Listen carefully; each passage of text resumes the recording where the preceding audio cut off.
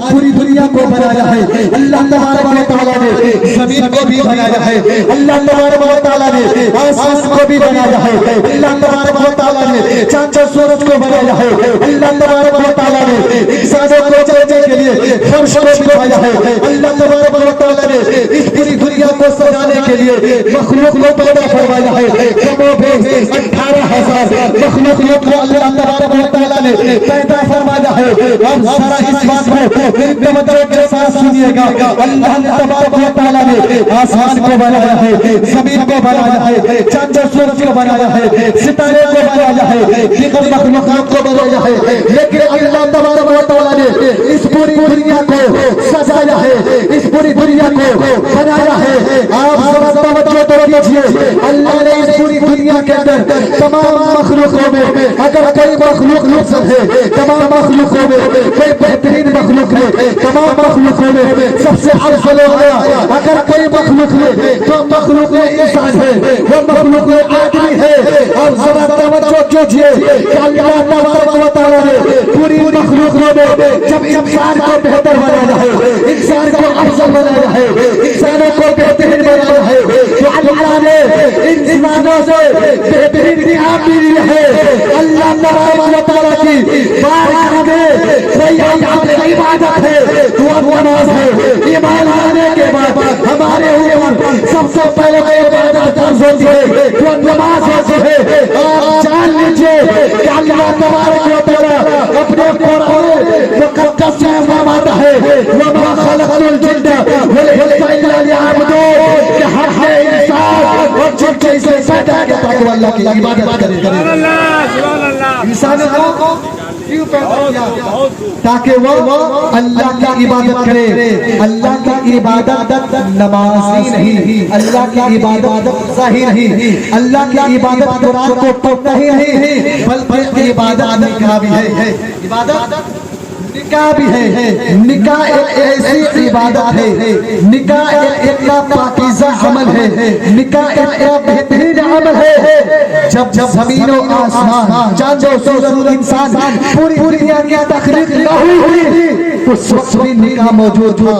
جنت کے اندر حضرت آدم علیہ نبینا صلاۃ و تسلیم اور حضرت حوا علیہ السلام کے درمیان میں نکاح ہوئی یہ پاکیزہ عمل ہے جس عمل کے بارے میں میں آپ کو بتانا چاہتا ہوں کہ نکاح اتنا پاکیزہ عمل ہے نکاح اتنا بہترین عمل ہے نکاح اتنا پاکیزہ عمل ہے میں آپ کو بتانا چاہتا ہوں کہ سماج کے اندر سوسائٹی کے اندر ہمارے معاشرے کے اندر اگر کوئی نوجوان چاہے کوئی لڑکیاں ہو اگر وہ بالغ ہو جائے وہ سمجھدار ہو جائے جب بالغ کی دہلیز پر پہنچ جائے تو ماں باپ کی ذمہ داری بنی ہے ماں باپ کی ذمہ داری ہے تو اس بچے کی نکاح کرا دیا جائے بیٹے ہے کہ کسی کی لڑکی کو تلاش کر بیٹے کی شادی کسی کے لڑکی سے کر دیا جائے اگر سماج کے اندر گھر کے اندر اگر کسی کی بیٹی بالغ ہو جائے تو اس بیٹی کا نکاح کسی کے لڑکے سے اس کا رشتہ جوڑ نکاح کو کرا دیا جائے میں آپ کو بتانا یہ چاہتا ہوں کہ نکاح ایک اتنا پاکیزہ عمل ہے کہ جب بندہ نماز پڑھتا ہے جب تک نماز میں رہتا ہے اس کے نام اعمال میں نیکیاں درج کیا جاتا ہے جب نماز سے فارغ ہو جاتا ہے اس کو بو کر دیا جاتا ہے اسی طریقے سے صبح صادق کے روز کی نیت کرتا ہے صبح اور غروب آفتاب جب تک وہ روزہ رہتا ہے اس کے نام اعمال میں نیکیاں درج کیا جاتا ہے اسی طریقے سے جب حاجی حج کیا جاتا ہے جب سے حج کا ارادہ کرتا ہے ہر مکمل حج کر جب تک تارا جائے اس وقت اس کے نام اعمال میں نیکیاں لکھا جاتا ہے لیکن توجہ کے ساتھ میری گفتگو کو سنیں گے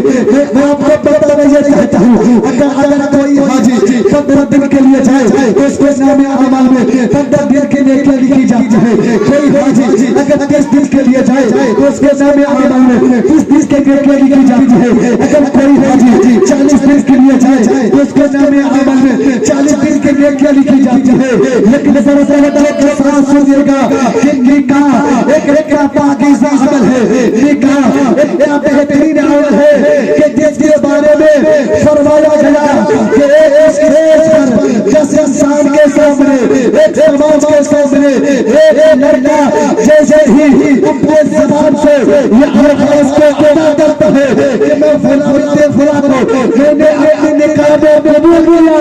اور اس وقت میں لے کر جب تک اس کی نکاح میں وہ خاتون رہتی ہے جس سے اسے نکاح کیا، فرمایا گیا کہ جب تک وہ دونوں رشتہ شریک حیات اور شوہر کے درمیان جو محبت والی رشتہ کو قائم کیا گیا، اور جب تک وہ رشتہ قائم رہے گا اللہ تبارک و تعالیٰ وہ شوہر اور بیوی کے درمیان میں یہ کیا کو لیتا ہوا رہے گا۔ نکاح اتنا بہترین عمل ہے کہ نکاح جیسے ہی لڑکا کہتا ہے کہ میں نے قبول کیا، جیسے لڑکا کہا کہ میں نے قبول کیا، اس وقت سے لے کر جب تک لڑکا اور لڑکی کی زندگی قائم رہے گی، باقی رہے گی، اس وقت اللہ تبارک و تعالیٰ ان دونوں کے نام اعمال میں نیکیاں عطا کرتا ہوا نظر آئے گا۔ میرے پیارے آقا علیہ الصلوۃ والتسلیم کے پیارے دیوانوں، میں آپ لوگوں کو یہ بتانا چاہتا ہوں کہ شادی اتنا بہترین عمل ہے، نکاح اتنا بہترین عمل ہے کہ جس کے بارے میں میں آپ لوگوں کو بتانا چاہتا ہوں کہ آج ہمارے سماج کے اندر کوئی لڑکا بالغ ہو جائے تو اس کو چاہیے کہ نکاح کر دی جائے، اگر کوئی لڑکی اگر بالغ ہو جائے تو اس کو نکاح کر دینی چاہیے۔ میں آپ کو بتانا یہ چاہتا ہوں کہ میں لوگوں کو بتانا یہ چاہتا ہوں کہ جب ایک نوجوان لڑکا ہوتا ہے، چاہے ایک نوجوان لڑکی ہوتی ہے، جب وہ نماز پڑھتا ہے دو رکعت تو اللہ تبارک و تعالیٰ اس کے نام اعمال میں دو رکعت بدلے میں دو رکعت کا ہی ثواب عطا فرما دیتا ہے۔ کب؟ جب تک نکاح نہیں کیا رہتا ہے، جب تک شادی اس کی نہیں ہوئی ہوتی ہے، اس وقت تک اگر دو